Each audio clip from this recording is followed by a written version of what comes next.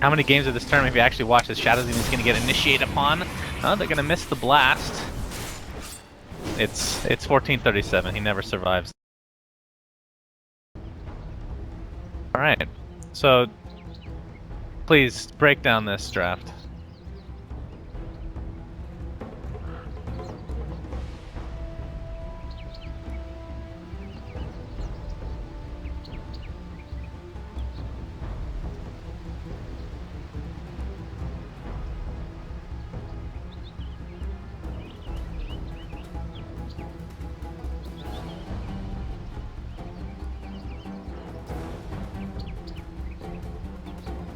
Fight illusions with illusions. That's the strat.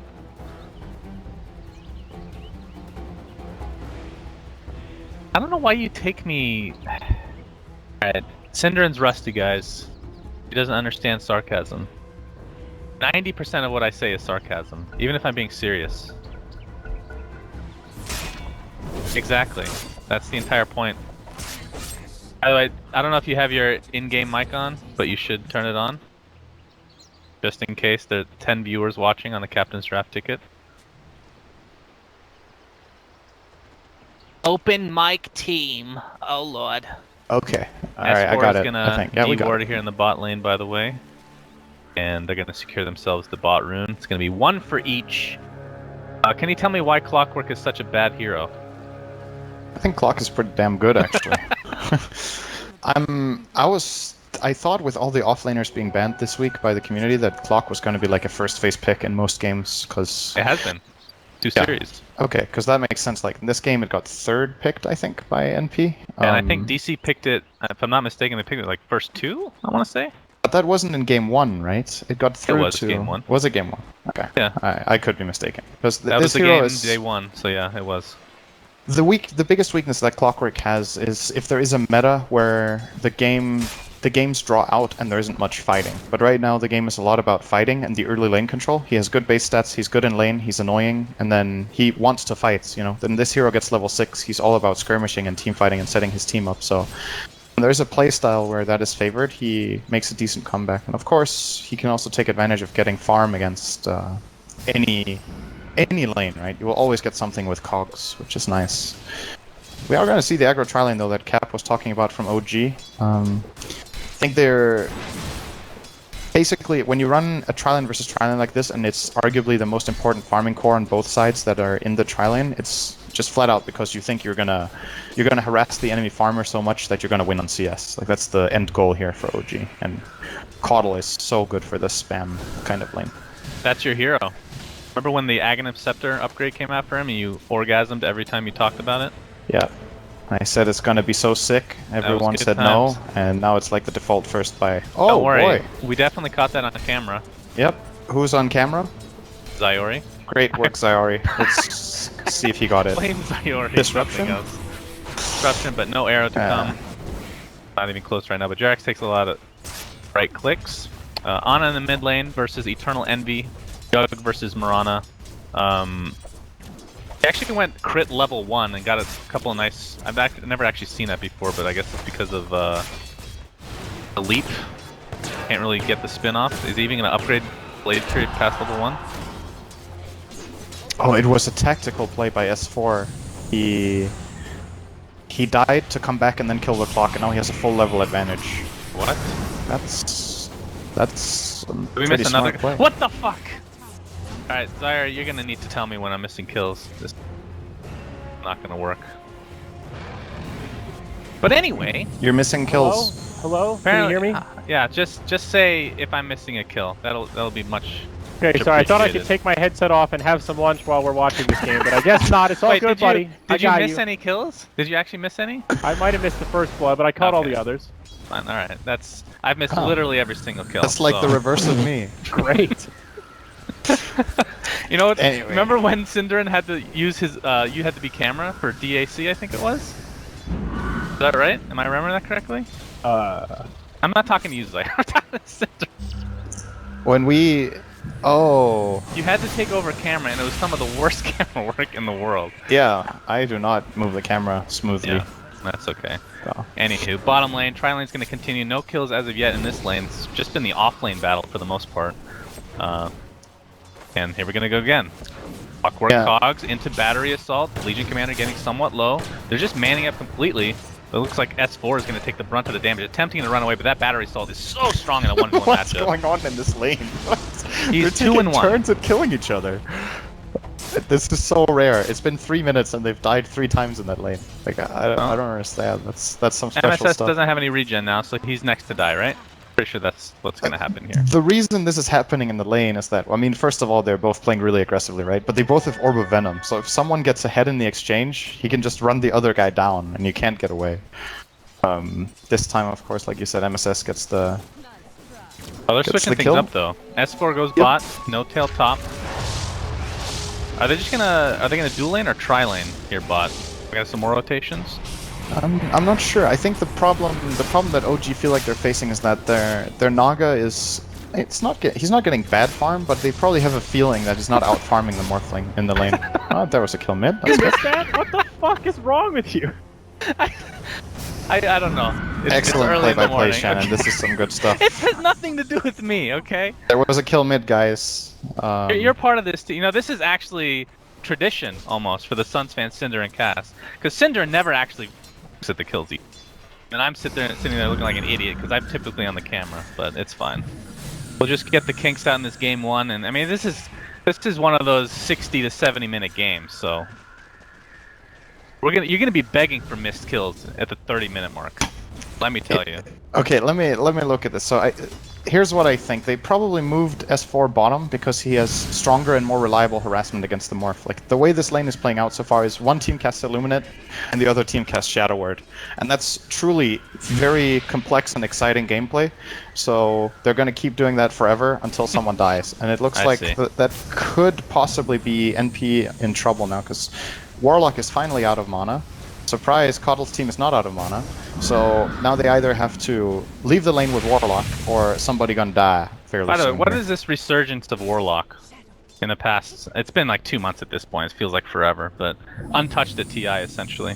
I think... Was he even buffed in the patch after TI? I can't remember. He might have been, but I think he's also been like...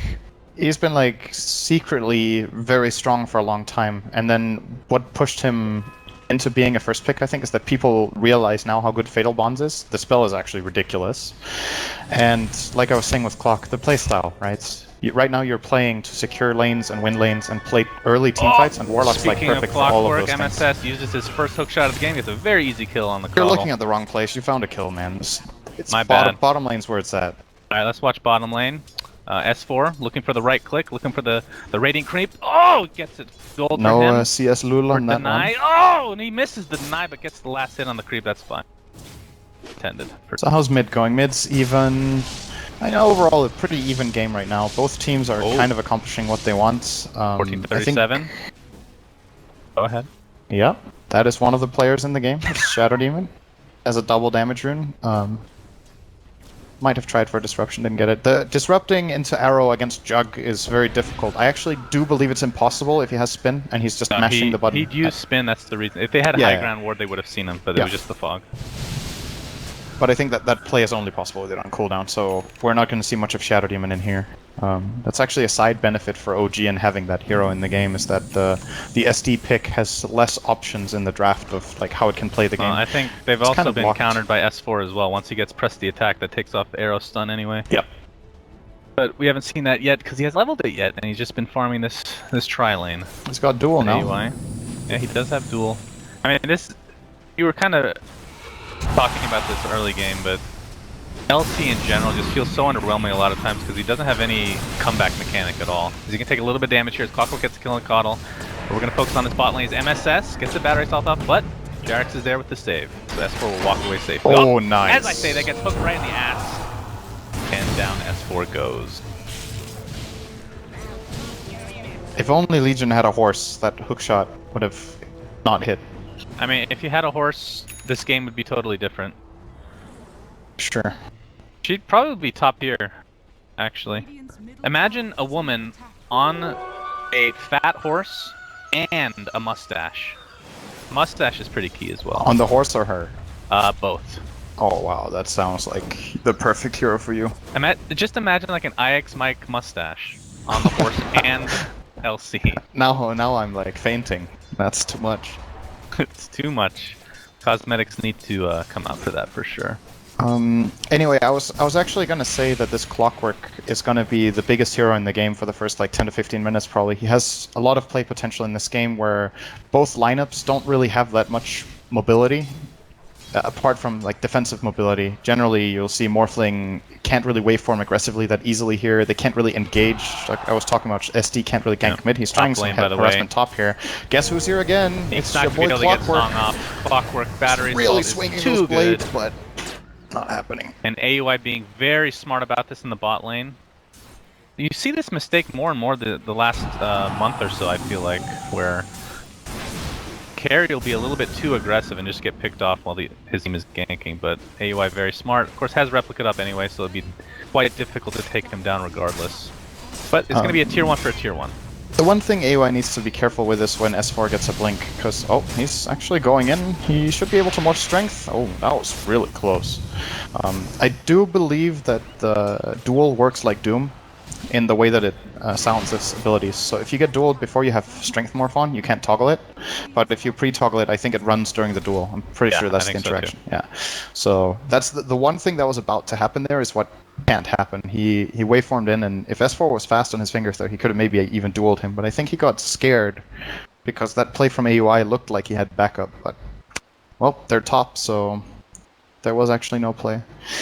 If this is a trade-off of towers, I think generally in the early game like this, the Naga team is fairly happy with trading towers as long as it's like mirrored on the map. So the enemy team loses their tier 1 bottom and they lose their tier 1 top. Naga has easier access to farm without map control than other heroes do. He will still be able to push the lanes with illusions, and NP on the other hand can easier get starved. They're kind of relying on Replicate to take risky farm with the morph. And with the resurgence of, I mean, I guess Naga's been kind of a mainstay pick for quite a while, but the Clockwork resurgence, being able to kill that Naga in the semi-early game when Sleep essentially just counters everything. Like, what else can cancel Song that well without just layering really well? Battery Assault is just disgusting against that hero as long as you can get the initiation off, which could potentially be difficult when there's illusions up, but at least right now, not too much of an issue. We've got Moonlight Shadow and Haste Pop from enemy. I think he actually showed to Ana there.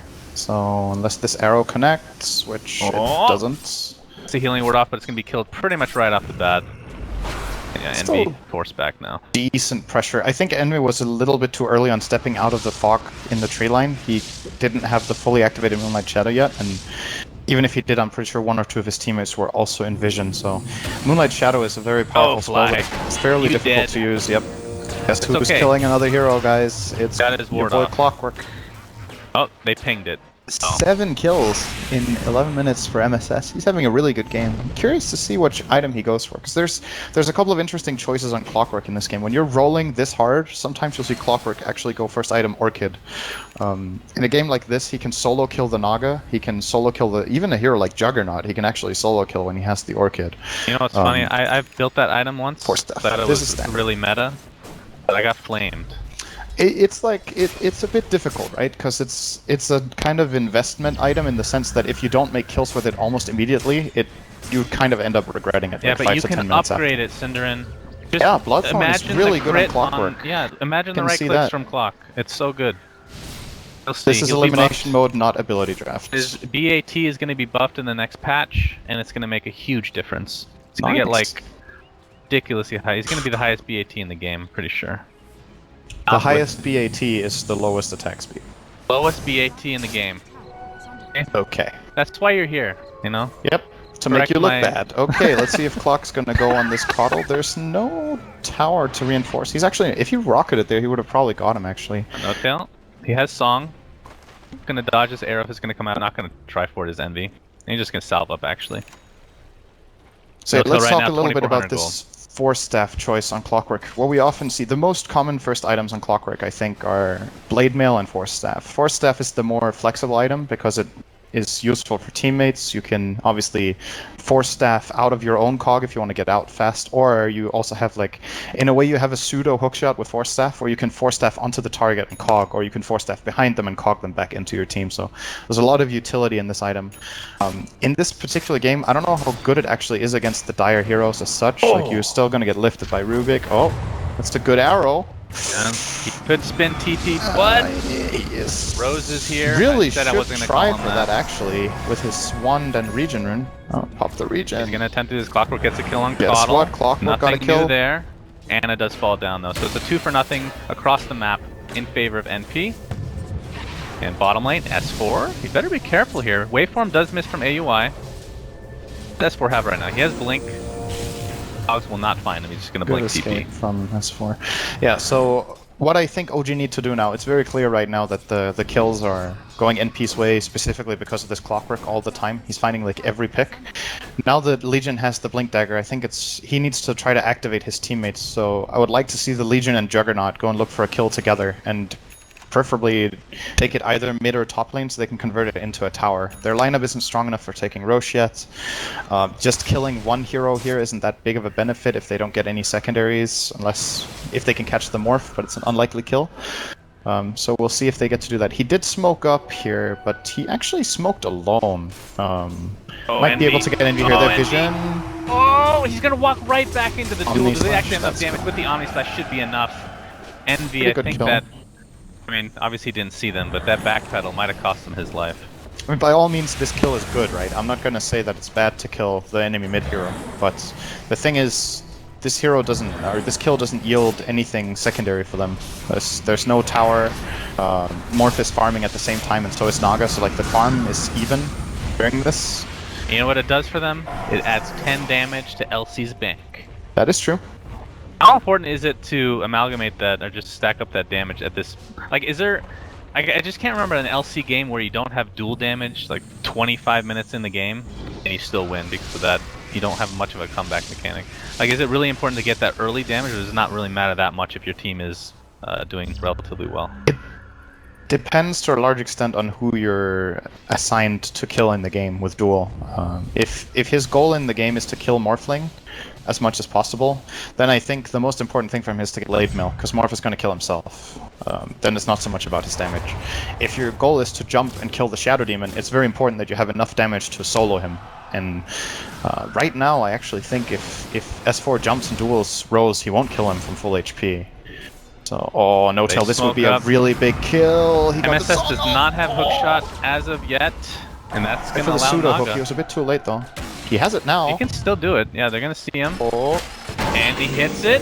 Oh, he even knocks back Into the there. Cogs. Arrow Beautiful connects. play, That should very be a dead nice. Naga snipe, but a beautiful steal from Jerax. Cogs going to push everybody away, but not Still going to dead. save the Naga at the end of the day. Down, no tail goes. And Ana might be next. He's going to pop his Blade Fury. Took a little bit of damage from the waveform. Right clicks will commence. MSS looking for some Cogs. It's going to push him away, and actually barely enough damage with the right clicks. Finished off the Juggernaut as well. This is the kind of kill that's big. So they kill Naga, and they hunt down a secondary, and now they get the mid-tier 1. This is game-winning stuff. This kind of play is... This is maybe the biggest play of the game, what just happened right there. And the reason it happened was that they came together as a team. OG are split around the map and aren't in a defensive position to help the Naga. So, the Naga used a full duration song and still ended up being killed. OG were a little bit late to come in and save. There was nobody to stop the Clockwork. Oh, they're gonna go on the Warlock. They wanted This a could be a Chaotic decent kill. offering, but well, actually the arrow's going to connect on Legion Commander, so he's no gonna get dual Golem damage off now. one way or the other. And now the Chaotic offering with Fatal Bonds connected. Lots of damage coming out. SPG attempt to run away. Not do so, and the Chaotic offering Golem will fall as well. And now, better be careful. Marana rooted up. And they just might just connect here on Anna. Oh, Actually, great the arrow arrow. connects, but there is the beautiful press the attack. And AUI taking the Omni Slash, but a lot of the damage is spread out evenly. Envy can try to get out of here, but will die in the trees. They find steal two, from does Jerax. OG. First Chaotic offering was used as well. That's the long-ass cooldown.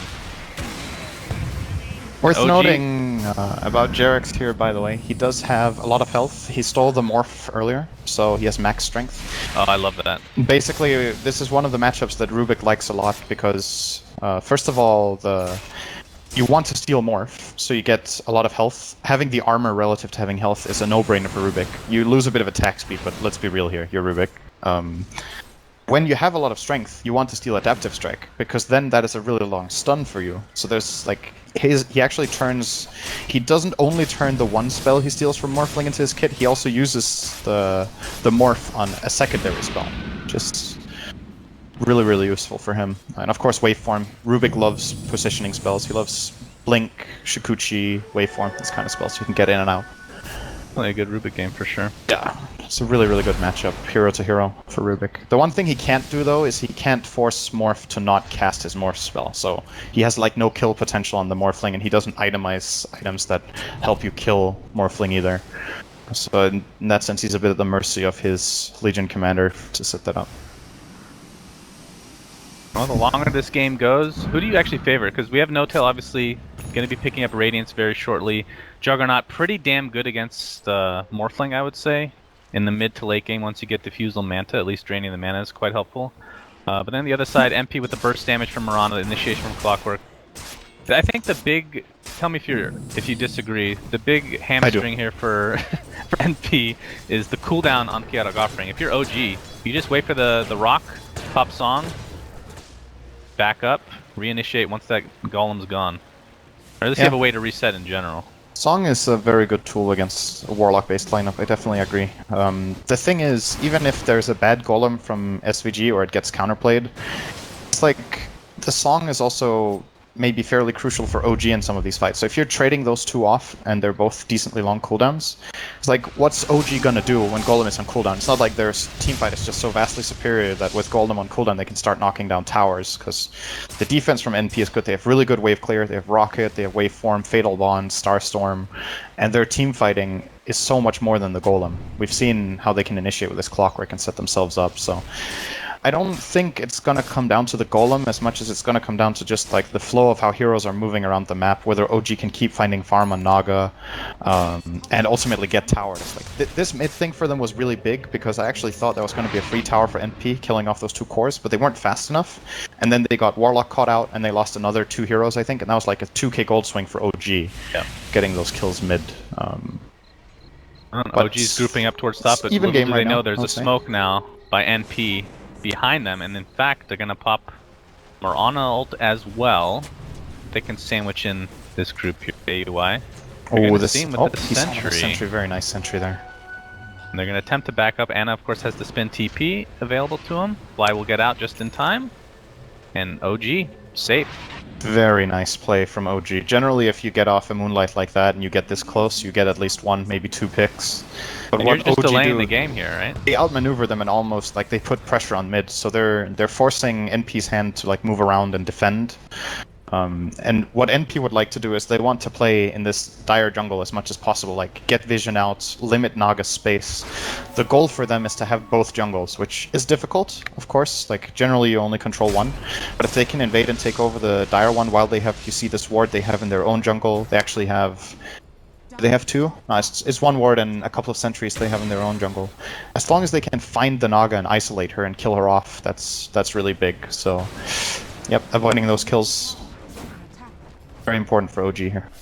Oh, pretty damn even game. NP with about 1,000 gold lead, and you expect that to go a little bit more in favor of OG now that the Radiance is online for Naga Siren. And is this just like one of those games where you delay as long as possible so the Naga can get as much farm, or is there a certain point in which OG's like, all right, this is the time that we really buckle down and initiate and go fight? I think they have to delay a lot because Juggernaut is this underfarm. He has 3 deaths and only 100 CS minute 22. So this is what I was saying with Naga lineups. You would like to have a secondary scaling core because Naga can make a lot of space. Naga takes attention, pushes the lanes. This Juggernaut will be able to farm jungle, ancients, and stay not on par with Naga obviously, but stay relevant. But he needs to catch up. Like basically OG's other cores than Naga are playing catch up right now a bit. So if OG win this game, it's going to take a while. It's not an easy game to break high ground on. And eventually, if they do win the game, I'm fairly sure it's going to be by like split pushing multiple waves into the base at the same time. So Nagas in like one lane with Illus and Jugger maybe in the second lane. And the fact that Naga's already top net worth, this was like even pre-Radiance, is a very good sign for OG, I feel like.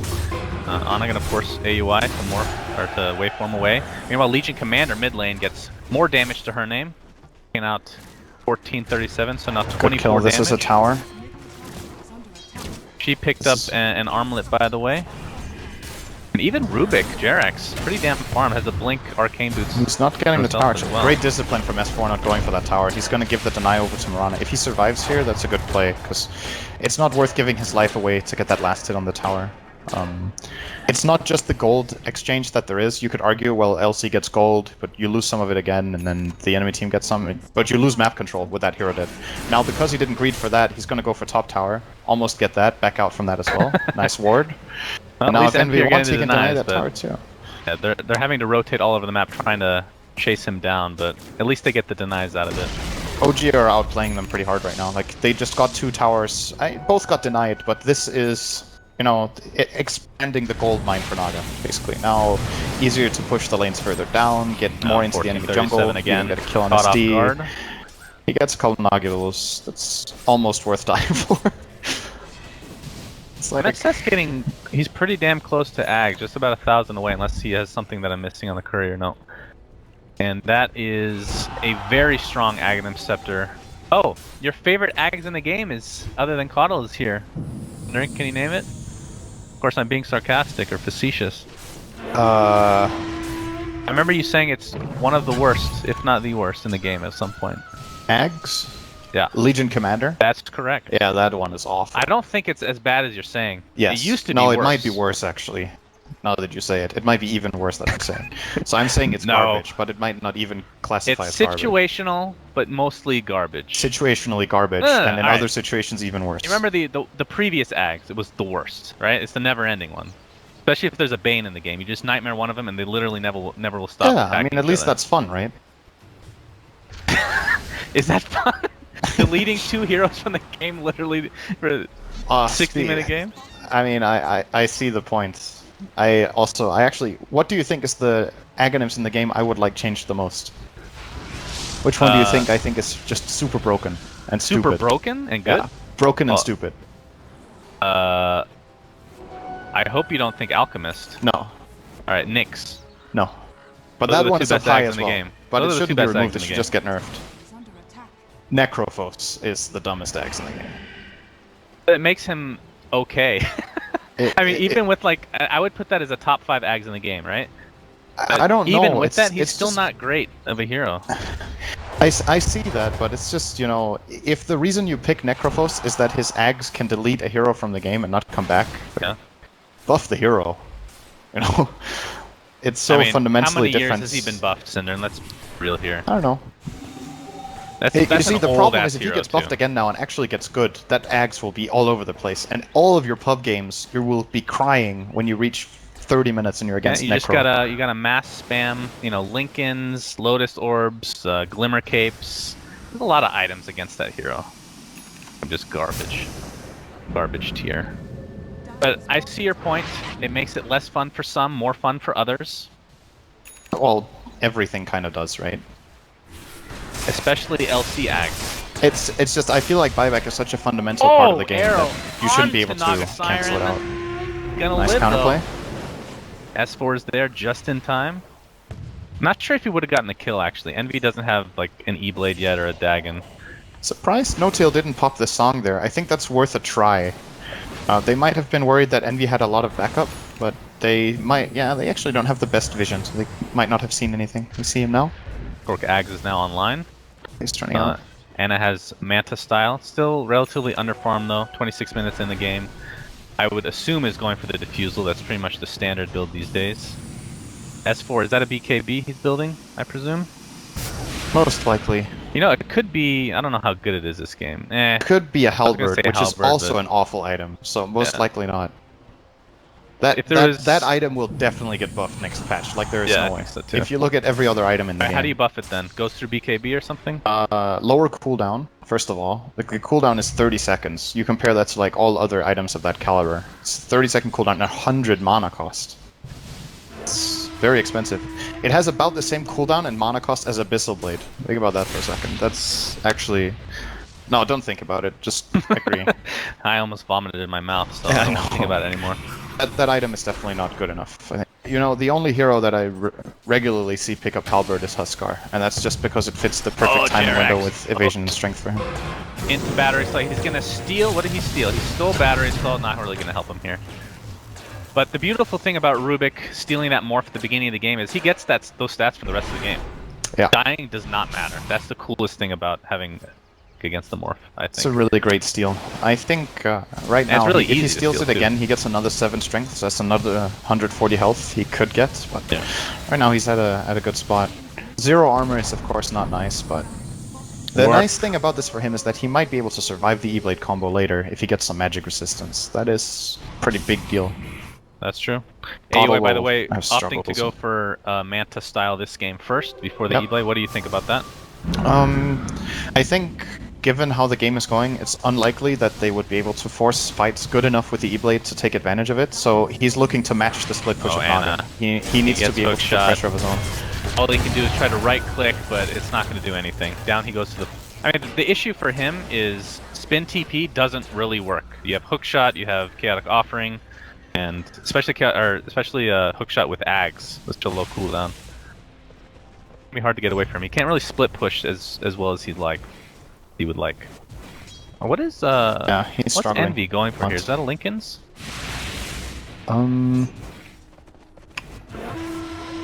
Probably. He wants it against duel. That's the main thing that can threaten him. The Omni Slash, it only blocks the first slash. It doesn't cancel the Omni Slash anymore, right? Correct. Okay. Yeah. Typically you'd get the Ghost Scepter or something like that for that anyway, but then again he will have Diffusal by that There's time. a good chance Jug goes Diffusal, but he might get a Ghost Scepter anyway if Envy wants to go E-Blade. I think they're making a mistake if at least one of them needs to get an E-Blade, I think. Mirana or Morph. They can choose to play the Morph without it. I mean, it's definitely possible just to go the hard carry build, but there's good utility in having an E-Blade in this game, so... Tell playing extra safe this game, saving for buyback. I mean, this is kind of, if you look at his farm, a late Manta, but look how much money he has on top of that.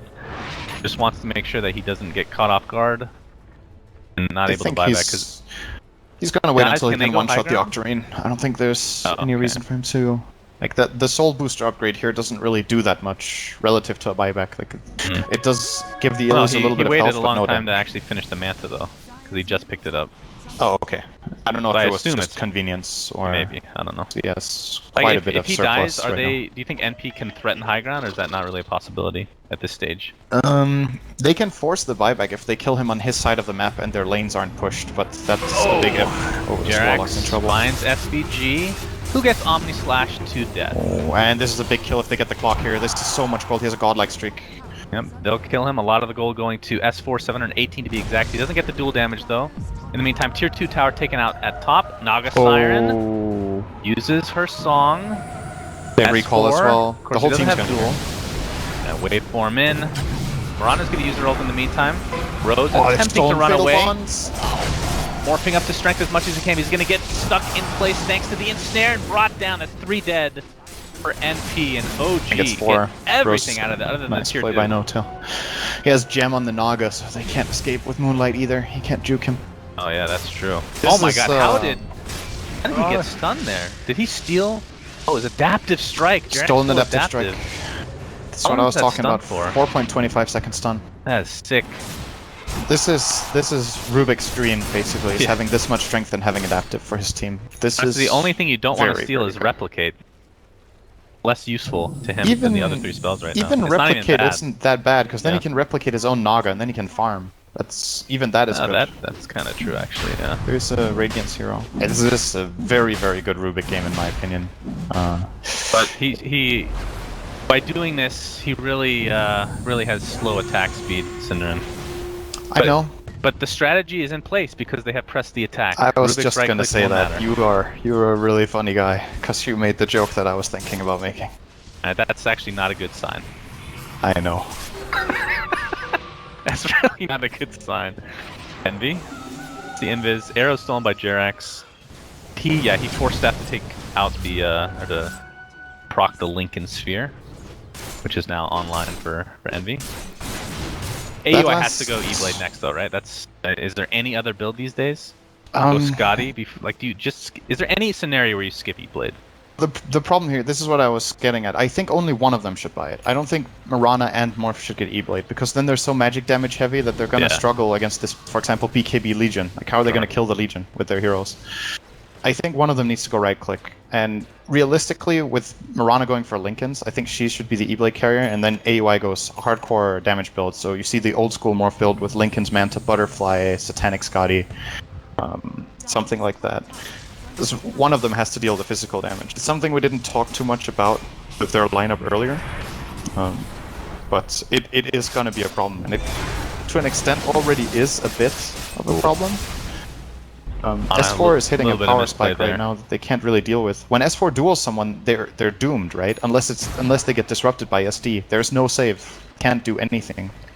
Can't kill the Legion during the duel. Yeah, that's definitely true. MSS.